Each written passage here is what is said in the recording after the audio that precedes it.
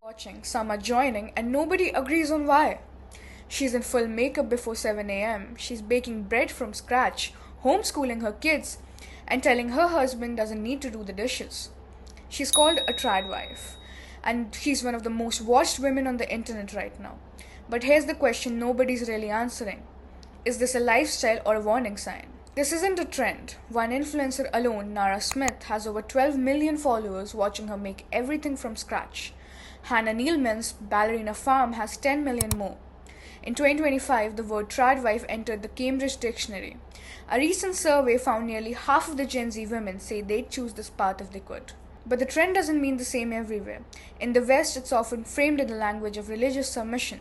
In India, most young creators doing almost identical content, cooking, rituals, and homemaking, describe themselves not as submissive but as entrepreneurs building a brand.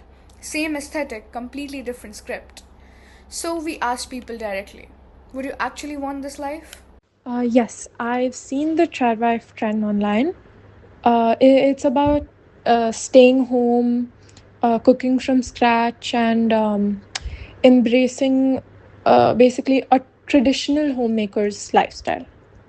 The reactions are split, and the researchers have been trying to figure out why. A team at King's College London's Global Institute for Women's Leadership studied this using decades of British social attitude data. Their findings cut against the trend's own marketing. This isn't a return to old values. What draws young women to this content they found isn't the male breadwinning model itself. It's the promise of rest, an escape from a workplace that still expects total devotion, with none of the flexibility that would make family life work alongside it. There's a catch specific to the Indian version. The ability to monetize domesticity depends on economic security most Indian women don't have. The aspiration is being sold widely online. The means to actually live it are not. Maybe the real story isn't that young women want to go backwards. Maybe it's that the modern workplace never delivered on what it promised: flexibility, balance, and a room for family. If millions of women are fantasizing about opting out, the question worth asking isn't what's wrong with them. It's what's wrong with the choice they were given in the first place.